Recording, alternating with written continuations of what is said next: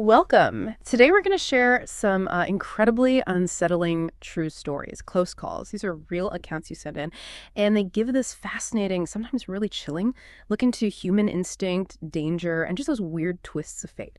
So our goal here is to unpack these encounters. We'll look for patterns, maybe those aha moments, and what these raw experiences tell us about navigating, well, a pretty unpredictable world. It's about finding the threads.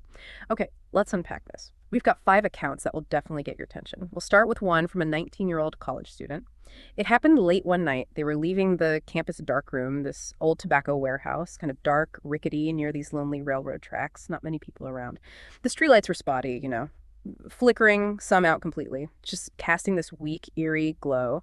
As they're walking to their car, they hear at first like a scrape of feet on the asphalt. And then this man emerges from the dimness. He's in a jogging suit and he looks hurt. He comes up, voice sounding strained, asks for a ride to the ER, says he sprained his ankle. Now, for the narrator, this immediately set off alarm bells big time. They had just finished reading a book about Ted Bundy, right? And his whole MO involved faking injuries to lure people. Right, that specific detail clicks in their mind. Exactly. And just the idea of someone jogging there in that creepy part of town at midnight, it felt wrong, especially claiming an injury like that. Yeah. But it wasn't just the logic. There was this tone. The narrator described a raw urgency in his voice that just didn't fit his calm words. A mismatch. Yeah, it hit their panic button hard. Instantly, they gripped their keys, between their fingers like a weapon, sped up, speed walked to the car, got in, and drove off. The man just watched them go with this flat expression. What's really striking there is that immediate cognitive dissonance the narrator felt. It's that clash, isn't it? Between what they saw someone needing help and that powerful gut feeling screaming danger. It really speaks to the power of intuition and how the mind pulls up past knowledge, like remembering that Bundy detail, to make a critical split-second choice. A choice that, turned out to be life-saving. And the confirmation later, that's the part that really makes your blood run cold. Precisely. The truly harrowing bit comes a little later. The narrator, still shaken but maybe feeling a bit guilty, circled back to grab breakfast nearby. Oh. And there he was, along the sidewalk. The same man, same jogging suit, running. Perfectly fine. Oh, wow. Yeah. Ankle clearly wasn't sprained. The whole thing was a facade. And if you connect this to, the broader picture of predatory behavior, it shows how often empathy is exploited. Our willingness to help is used against us. This story, it's more than just a close call. It's a stark lesson in trusting that internal alarm. Yeah. Makes you ask, right? How do you tell real need from manipulation when your safety's on the line? Because this specific person, later information connected him to horrific crimes. He was identified as the railroad killer. No way. Yes. A serial killer responsible for dozens of murders, often near railroad tracks. His method frequently involved faking distress. So that intuition, it wasn't just a feeling, it was a direct brush with extreme danger. That detail changes everything. It goes from a general warning to, wow, an almost unbelievable escape. Okay, moving from that kind of calculated deception, our next account involves the vulnerability of a child, a 7-year-old. Described as a very obedient child, often left in the grocery cart, maybe playing a Game Boy, while the parents shop nearby in the store. Not right beside them, but close.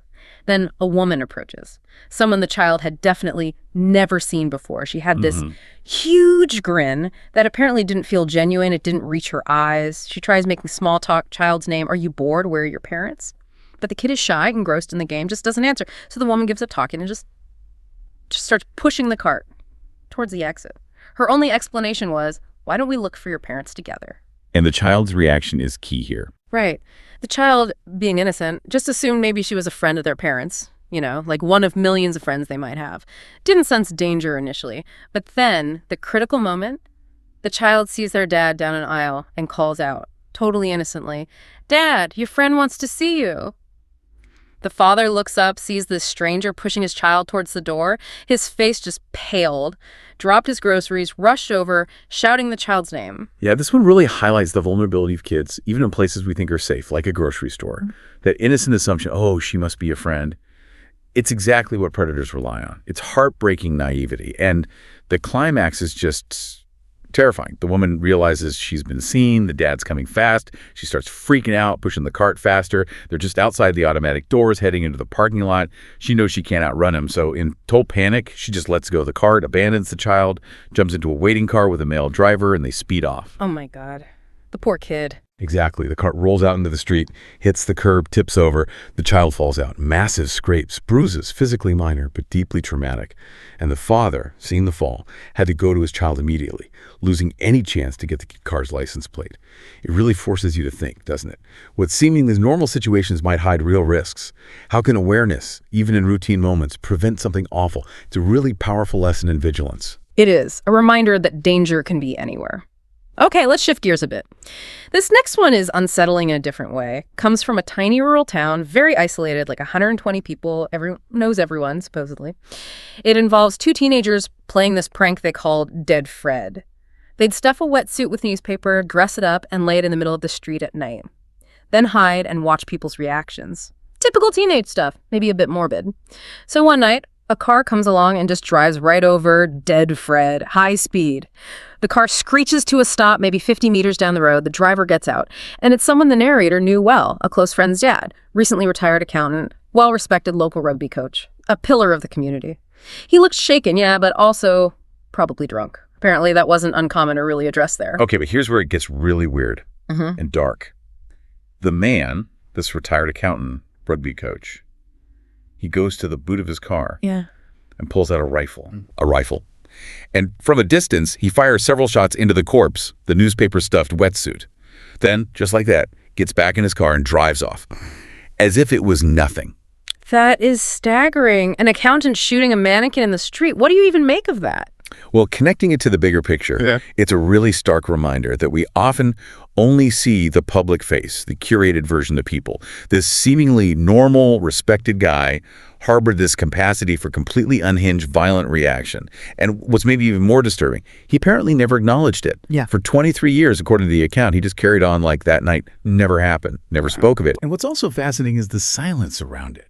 The teenagers, totally freaked out by what they saw, they kept it secret. Maybe fear, maybe just confusion. And the man, of course, never fessed up. It just makes you wonder about the hidden secrets, the depths people have, even those you think you know inside out. It shows how unsettling it is to accidentally stumble upon that hidden side, coexisting with a normal life, that quiet, unacknowledged potential for violence. And that really makes you think about what's beneath the surface. It really does. Makes you question how well you know anyone. Okay, our next story goes back to childhood trauma, a memory the narrator had tried to block. Takes place in a very small Australian town, a secluded beach. Middle of summer, nice day, but only a few older kids swimming, no parents nearby. The narrator was just 4 years old, had recently gotten stitches out from a fall. Their dad, described as absent-minded, took them to this quiet beach, told them strictly, stay in the shallow water, knee-deep, because of the stitches. Then the dad disappears for a bit, maybe to use the restroom nearby, leaving the 4-year-old alone. That's when an older boy approaches. About 10 years old, blonde hair, bright smile, seemed friendly. He starts talking to the little one, asks their name, age. The 4-year-old, maybe trying to act tough, tells him about getting stitches. The older boy seems kind of amused and starts coaxing the younger child into deeper water, using manipulative questions like, are you scared? I thought you were brave. And what's profoundly disturbing here is the older boy's calculated malice. This wasn't just a prank. As soon as they were out of the 4-year-old's depth, he immediately grabbed them and held them under the water. Oh, God. Yeah. The clear intention was to drown them. The narrator realized later, with this chilling clarity, the boy probably thought, drowning an unattended young child really is the perfect crime. It looks like an accident. The little one struggled desperately, obviously, against this older, bigger kid. That's just horrifying to imagine. That struggle. What happened? How did they escape? It went on until, and the narrator says probably only moments before, losing consciousness, the older boy suddenly let go. Right at that exact moment, the father reappeared. Saw what was happening instantly. He pulled the child out. The look on his face, described as bewilderment mixed with fear and rage, was burned into the child's memory.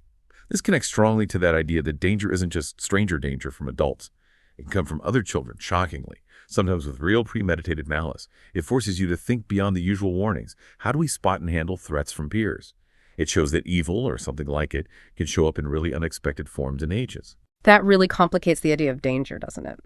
Okay, for our last account, we're going back in time.